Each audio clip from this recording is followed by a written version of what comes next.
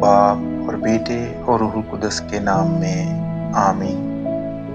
ہمارے لیے آج کی تلاوت سیموئیل نبی کی دوسری کتاب، اس کا 12واں باب اور اس کی پہلی 7 آیات اور پھر 10ویں آیت سے لے کر 17ویں آیت تک۔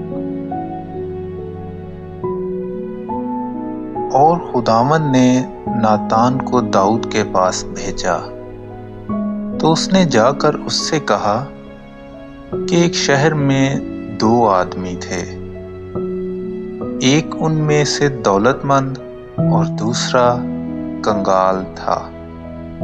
اور دولت مند آدمی کے پاس بھیڑ بکریاں اور گائے بیل بکثرت تھے، اور اس کنگال کے پاس ایک چھوٹی بھیڑ کے سوا اور کچھ نہ تھا، جسے اس نے مول لیا اور پالا تھا، اور جو اس کے ساتھ اور اس کے بیٹوں کے ساتھ بڑی تھی، اس کے نوالے سے کھاتی اور اس کے پیالے سے پیتی اور اس کی گود میں سوتی تھی، اور وہ اس کے نزدیک بیٹی کے موافق تھی۔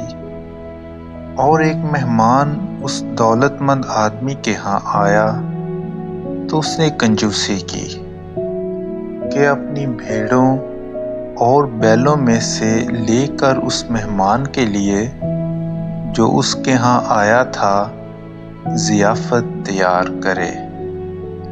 مگر اس نے کنگال آدمی کی بھیڑ پکڑی اور جو آدمی اس کے ہاں آیا تھا اس کے لیے ضیافت تیار کی۔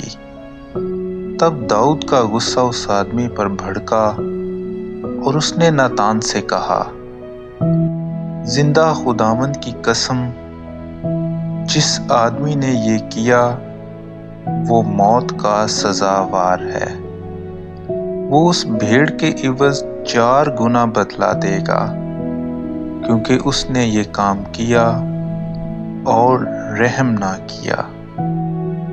تب ناتان نے داؤد سے کہا، وہ آدمی تو ہی ہے۔ خداوند اسرائیل کا خدا یوں فرماتا ہے، پس اس کے بدلہ میں تلوار تیرے گھر سے جدا نہ ہوگی، کیونکہ تو نے میری حقارت کی، اور تو نے اوریا ہتی کی بیوی کو لے لیا تاکہ وہ تیری بیوی ہو۔ خداوند یہ فرماتا ہے کہ میں تیرے گھر میں سے تیرے خلاف بدی اٹھاؤں گا، اور تیرے دیکھتے ہوئے تیری بیویوں کو تیرے ہمسایہ کے ہاتھ میں دے دوں گا، اور وہ اس آفتاب کے سامنے تیری بیویوں کے پاس جائے گا، کیونکہ تو نے تو یہ پوشیدہ کیا، مگر میں یہ کام تمام اسرائیل کی آنکھوں کے آگے اور سورج کے سامنے کروں گا۔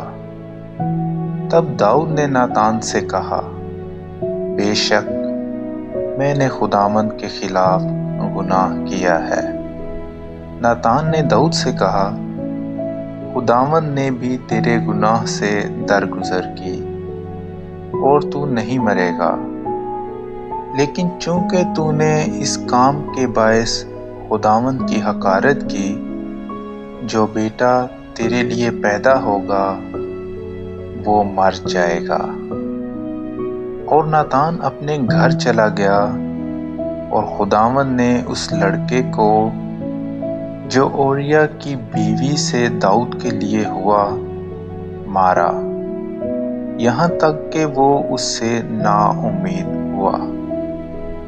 اور داؤد نے خدا سے اس لڑکے کے لیے منت کی، اور داؤد نے سخت روزہ رکھا اور زمین پر پڑے پڑے رات کاٹی۔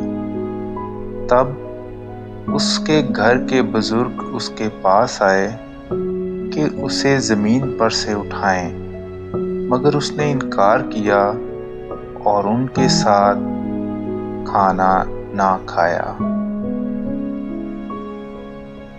کلام اقدس کا پڑھا اور سنا جانا ہم سب کے لیے باعث برکت ہو۔